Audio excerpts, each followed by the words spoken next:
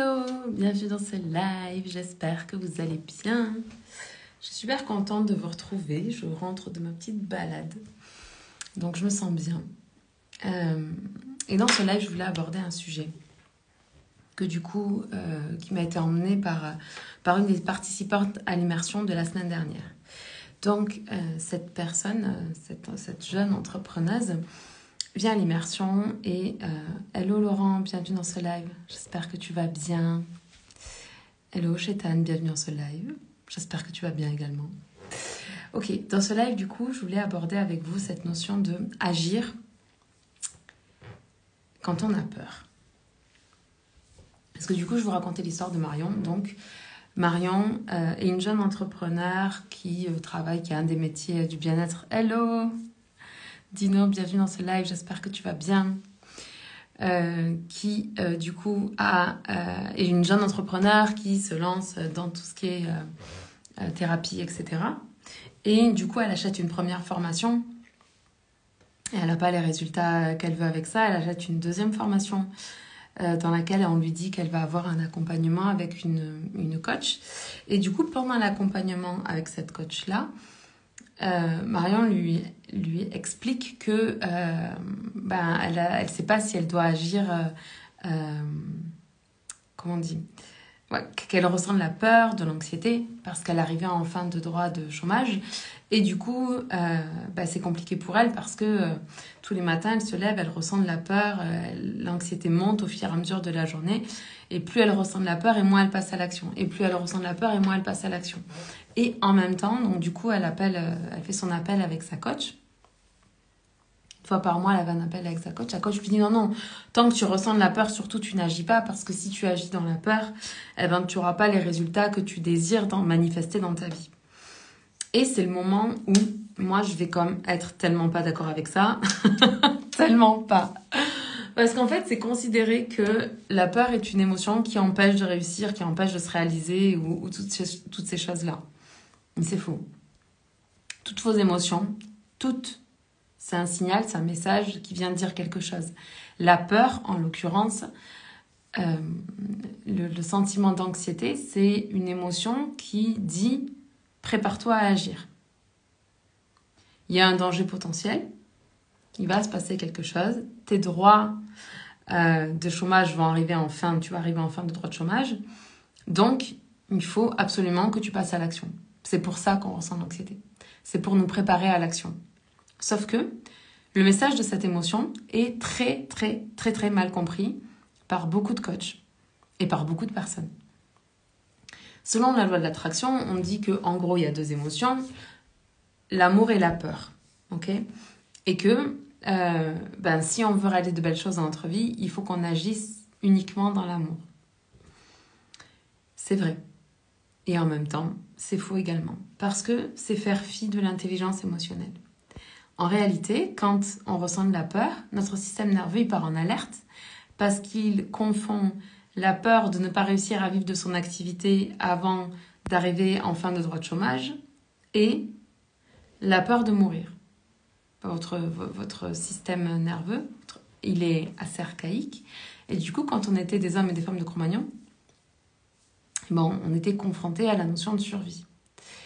Et quand on était confronté à la notion de survie, on avait 3 modes que vous connaissez de réaction par rapport à la peur. On combat, on fuit, on fait le mort. Dans la réalité aujourd'hui, si vous sortez de chez vous, vous avez peu de chances de vous faire manger par un lion. Et du coup, pour identifier si une peur, elle est réelle ou illusoire, si c'est une création de votre mental, de votre cerveau, ce que vous pouvez vous rappeler, c'est qu'il y a 2 types de réactions de peur qui sont là pour nous maintenir en vie. Ces 2 types de réactions, c'est le fait de réagir, de sursauter quand il y a un bruit, s'il y a un bruit. Et la deuxième chose, c'est d'avoir peur du vide pour pas qu'on se jette comme s'il y a un précipice, qu'on saute par-dessus. Ça, c'est les 2 peurs réelles du cerveau primitif.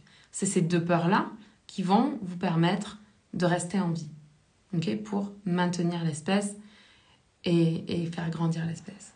C'est ces 2 peurs-là. Toutes les autres peurs, elles sont pas réelles, c'est des constructions du mental.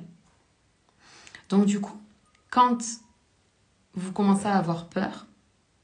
Vous ressentez de la peur parce que, je sais pas, donc vous arrivez peut-être en votre chômage ou peut-être que vous avez fait un lancement qui n'a pas marché ou peut-être que, peu importe en fait ce qui se passe, vous ressentez de commencer à sentir de la peur. La première étape déjà, c'est de reconnecter à votre corps et de vous dire, ok, qu'est-ce qui se passe? Je sens quelque chose de désagréable là, qu'est-ce qui se passe? Ok, ça sert, ok, ok, j'ai peur, je ressens, ok, c'est de la peur.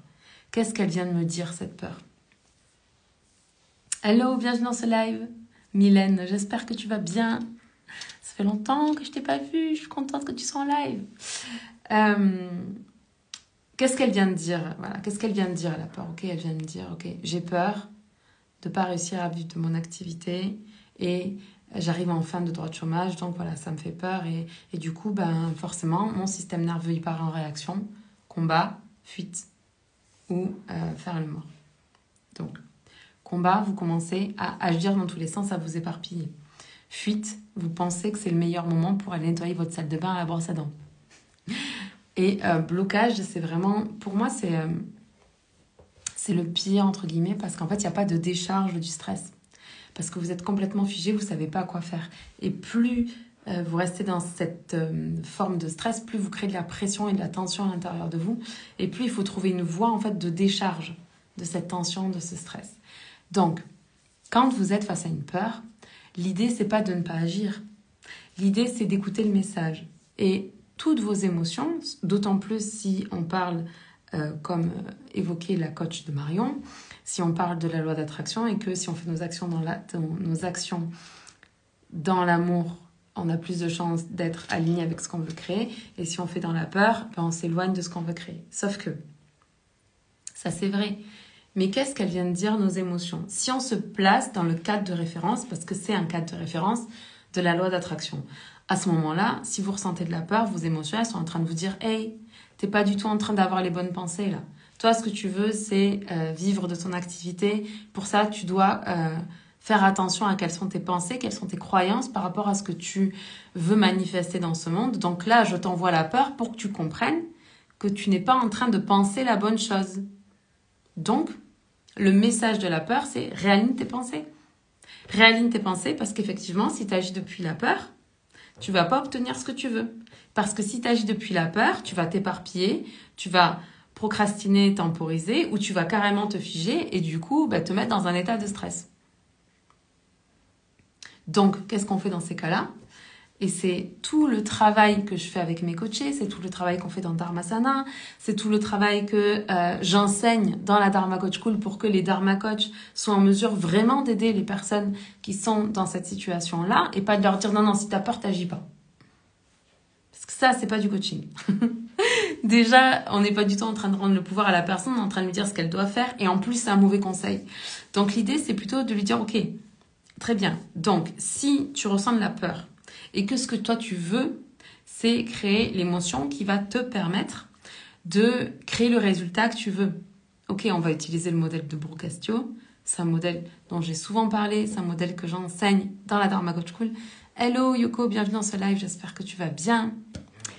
Et on va aller se demander, ok, quel est le résultat qu'on veut? Là, je ressens de la peur. Ok, je ressens de la peur. Pourquoi je ressens la peur? Au pétard, si jamais j'arrive pas à vendre cette masterclass, ou si j'arrive pas à vendre ce programme, ou si j'arrive pas à vendre cet accompagnement, je vais jamais réussir à vivre de mon activité. Du coup, j'arrive en fin de chômage et je pourrais plus payer mon loyer et mes courses et mes machins et mes trucs. Du coup, il faudra que je trouve un autre travail. Et voilà. Et là, c'est juste la catastrophe et le système est en train de s'éparpiller de plus en plus et de plus en plus. Moi, ce que je vous invite à faire, c'est, ok, je ressens de la peur. Qu'est-ce qu'elle vient me dire? Premièrement, je vais aller écouter le message. Ok, elle me dit qu'il faut que je me mette en mouvement pour faire en sorte de gagner de l'argent, pour pas me retrouver en fin de droit et avoir 0 sur mon compte en banque. C'est ça le message là, qu'avait Marion en tout cas. Ok, qu'est-ce que je veux vraiment? J'entends le message, je l'écoute, je l'accueille, et ensuite je me demande qu'est-ce que je veux vraiment. Ce que je veux vraiment, c'est, je sais pas moi, générer 2 000 € de chiffre d'affaires ce mois-ci, ou générer 10 000 € de chiffre d'affaires ce mois-ci, peu importe le montant que vous voulez par exemple. Ou ce que je veux faire, c'est tourner ma vidéo pour parler de mon programme. Peu importe l'action, en fait. Ok, mais c'est quoi le résultat vraiment? Ce que je voudrais, c'est avoir une personne dans mon accompagnement. Ok, ça, c'est le résultat. Quelles sont les actions que tu dois mettre en place pour obtenir ce résultat? Ah ben je dois faire ma vidéo, puis je sais pas, envoyer peut-être un email pour prévenir les personnes qui sont intéressées par mon travail ou qui font partie de ma communauté sur les réseaux sociaux que bah, du coup j'ai créé cette vidéo et que ça peut les aider. Ok? Quelle émotion tu as besoin de créer pour toi pour pouvoir faire cette action, puisque ce sont nos émotions qui génèrent nos actions et qui génèrent aussi nos inactions. Quand on a de la peur, on va bloquer et du coup on ne va pas agir. Et si on n'agit pas, comme on a besoin de l'action, de l'énergie yang, je vous en ai déjà parlé, on a besoin du yang pour réellement manifester. Parce que la manifestation, c'est une réaction de la matière. C'est, vous mettez une action dans ce monde, vous obtenez un feedback des gens, des autres, du monde, de l'univers, et petit à petit, parce que vous vous alignez sur ce que vous voulez vraiment, vous manifestez ce que vous voulez vraiment. Donc on a besoin de passer à l'action. Et comme ce sont nos émotions qui vont générer nos actions, l'idée, c'est vraiment... Vous êtes là? Je ne sais pas si ça a coupé ou pas, je ne sais pas trop ce qui s'est passé. J'ai eu un petit bug, donc j'espère que vous m'entendez bien. Qu'est-ce que je disais? C'est vos émotions qui génèrent vos actions. Donc vous allez chercher quelle est l'émotion dont vous avez besoin vous, parce que chaque être humain est différent. Quelle est l'émotion que vous avez besoin de créer pour vous sentir bien? Est-ce que vous avez besoin de créer de la joie? Est-ce que vous avez besoin de créer de la confiance? Est-ce que vous avez besoin de créer de la sérénité? Moi, j'aime beaucoup agir depuis un endroit de sérénité. C'est quand moi, j'agis dans la sérénité et la confiance et le calme, c'est là que je me sens le mieux pour faire mes actions. Après, quand j'ai fini mes actions et que je suis en live avec vous, j'ai plus tendance à être dans la joie et dans l'excitation, du partage et de toutes ces choses-là.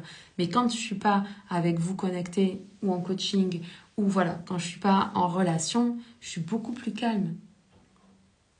Je suis vraiment posée et je sais que moi, c'est comme ça que j'aime agir. J'aime me sentir calme quand je pose mes actions dans la matière. Ok ? Donc vous allez créer l'émotion qui va vous permettre de faire l'action que vous avez envie de faire. Et ensuite, vous allez vous demander, ok, quelle est la pensée? Qu'est-ce que je pourrais croire vrai? Puisque je vous rappelle que je suis en train de vous décrire le modèle comme dans le cadre référentiel de la loi d'attraction, je suis en train de vous expliquer qu'est-ce que vient de dire votre peur, ok? Et comment la transformer pour obtenir ce que vous voulez.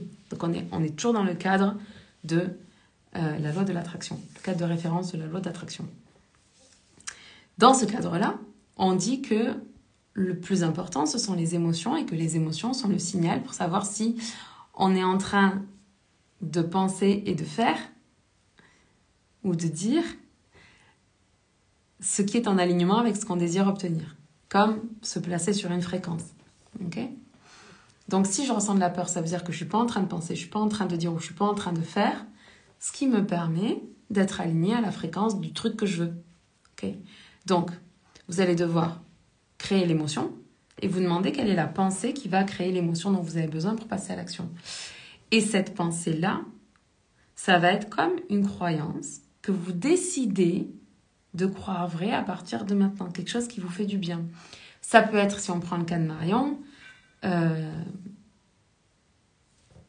les gens de ma communauté sont prêts à acheter.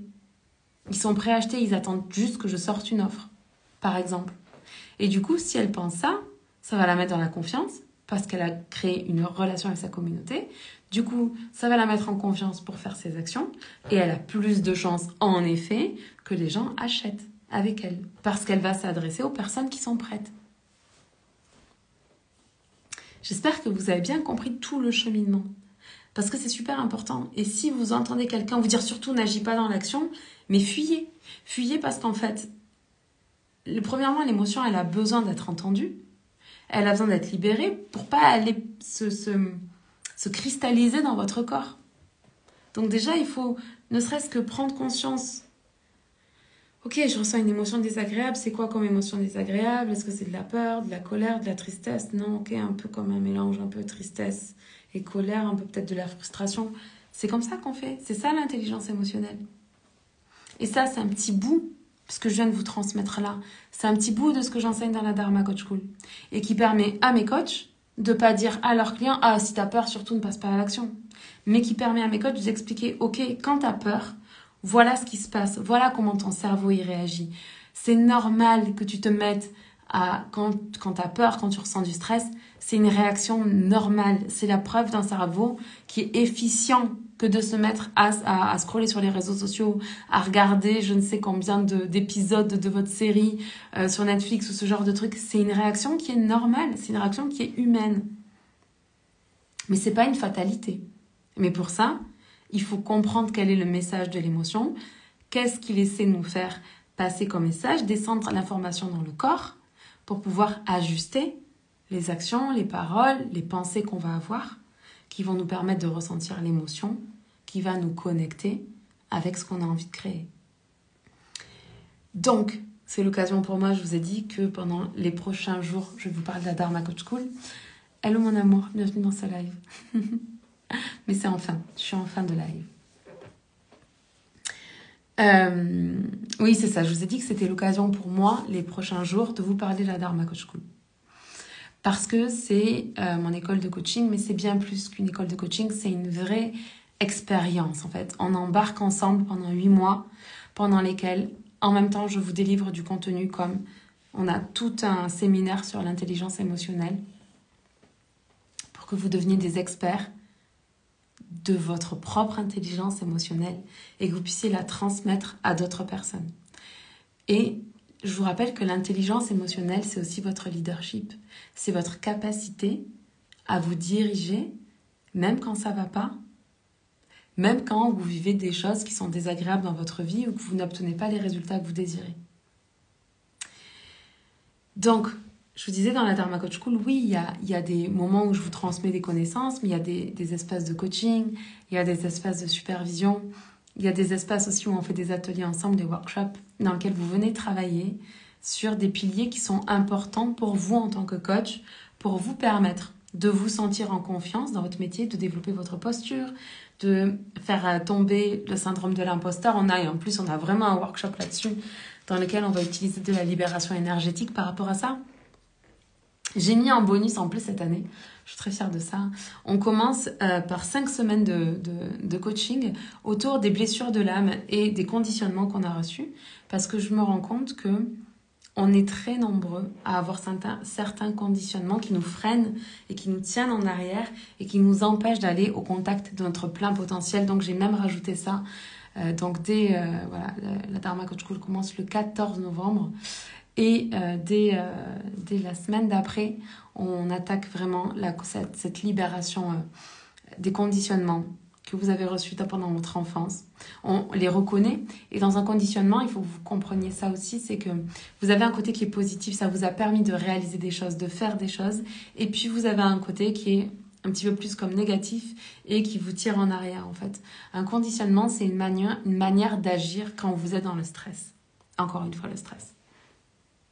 Donc on va aller déverrouiller un peu ces conditionnements pour vous permettre de sortir de la rigidité par rapport à un comportement pour entrer dans une forme de souplesse et encore une fois réveiller votre leadership.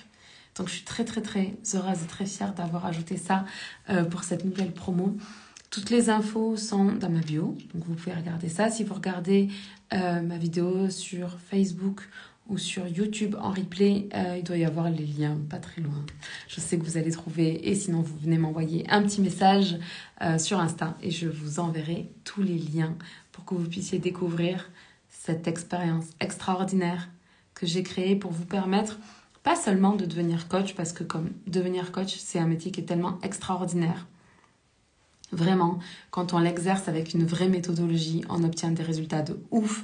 Je vous ai mis dedans tout ce qui, moi, me permet de diriger mes entreprises, tout ce qui me permet de créer la vie qui m'inspire, tout ce qui me permet de venir faire des lives, par exemple, tous les jours, et de kiffer faire ça, et d'être dans le plaisir avec vous, et dans la facilité, et dans la joie.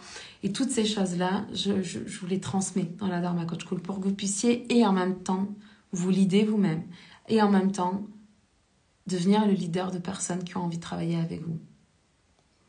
Et en même temps, vous sentir un leader parmi les leaders, sans avoir besoin d'imposer votre leadership ou de vous soumettre au leadership des autres, mais en restant dans votre propre puissance personnelle. Donc il y a ça. Mais la Dharma Coach School, je l'ai aussi créée pour tous les thérapeutes qui ont de la difficulté à avoir des résultats avec les personnes qu'elles accompagnent. Je pense par exemple aux personnes qui accompagnent au niveau de la perte de poids ou des choses comme ça. C'est quelque chose que j'ai pu observer souvent avec mes clientes, c'est que les personnes sont motivées, elles ont vraiment la volonté de réussir, de changer leurs habitudes, leur comportement et tout. Et vous allez leur donner par exemple un plan alimentaire, des exercices, peut-être des fois des exercices de respiration pour apaiser le stress, pour éviter de manger sous la contrainte du stress. Mais ces personnes vont venir une fois, deux fois, trois fois et elles ne restent pas motivées et engagées sur la durée.